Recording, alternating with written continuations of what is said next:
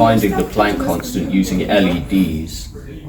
For the equipment, you will need a variety of different colored light-emitting diodes, limiting resistor, connecting leads, variable power supply, digital voltmeter, and card or black paper. Connect the circuit as shown in the diagram. Set the output potential difference at about 0.5 volts. Connect one of the LEDs to the output potential difference and adjust the potential difference until the LED just starts to conduct, as judged by the LED just producing a faint glow.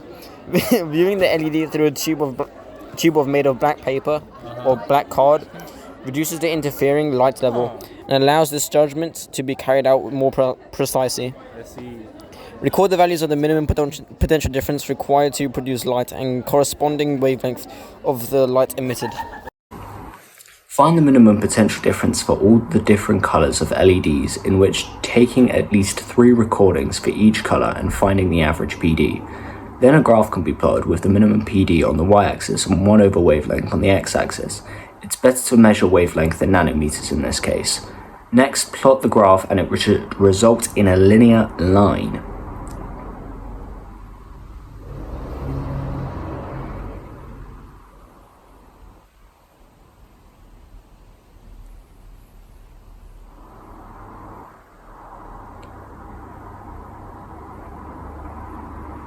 According to the equation, potential difference equals Planck's constant times speed of light over charge of an electron times wavelength. The gradient will be equal to Planck's constant times speed of light all over charge of an electron. Since the charge of an electron is roughly 1.6 times 10 to the power of negative 19, the speed of light is roughly 3 times 10 to the power of 8, the Planck's constant can be calculated. Be sure when calculating to convert the wavelength back from nanometers to meters. Once your value of Planck's constant is found, your percentage of uncertainty can also be calculated using the actual value of Planck's constant, 6.63 times 10 to the power of negative 34.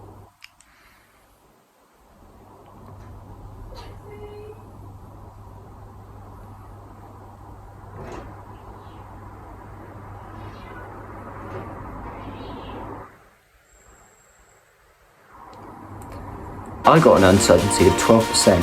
Thank you guys for watching. Don't forget to like and subscribe, and I'll see you in the next one.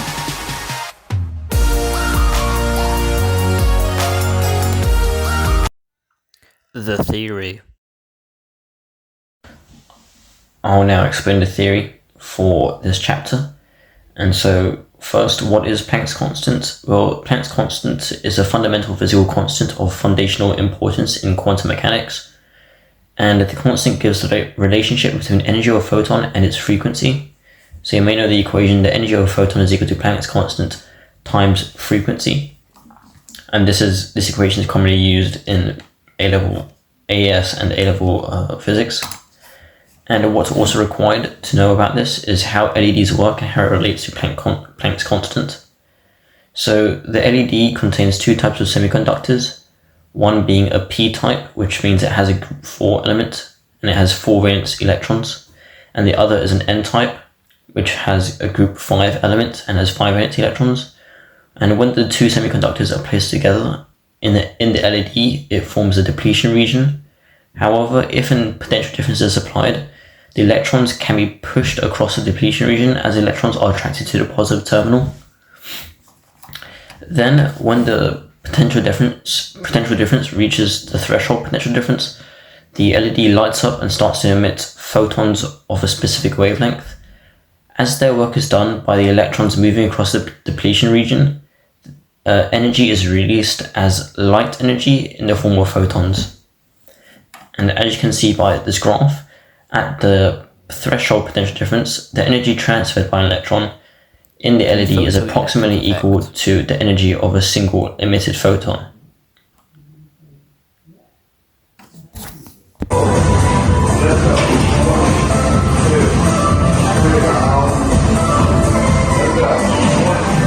Up!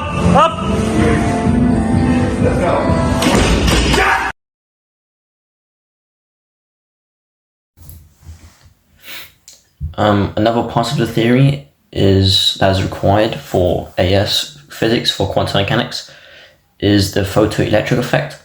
And the photoelectric effect is when high energy electromagnetic radiation causes electrons to be emitted from the surface of the metal. And the emitted electrons are sometimes called photoelectrons.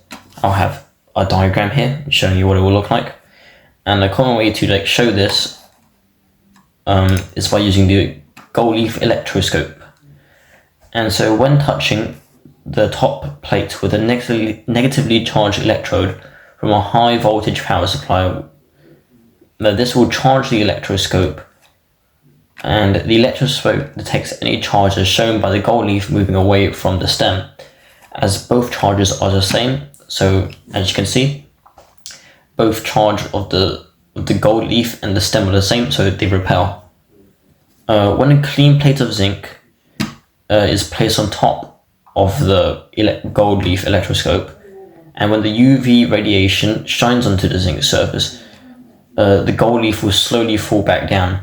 This is because the incident radiation has caused the free electrons to be emitted from the zinc. And I'll be getting into this more. Some key observations that need to be made is that the photon electrons were emitted only if the incident radiation was above a certain frequency. Since it requires a certain energy, this frequency is called the threshold frequency.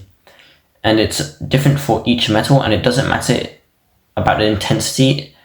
If the frequency is below the threshold frequency, the photoelectrons cannot be emitted. The second key observation is that if the incident radiation was above the threshold frequency, emission of the photon electrons would be instantaneous.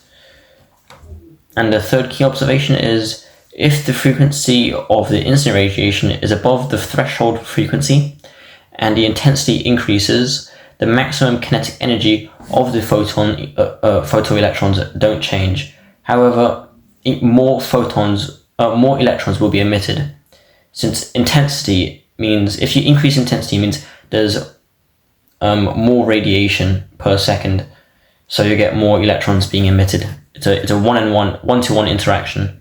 So one photon causes one photoelectron to be emitted.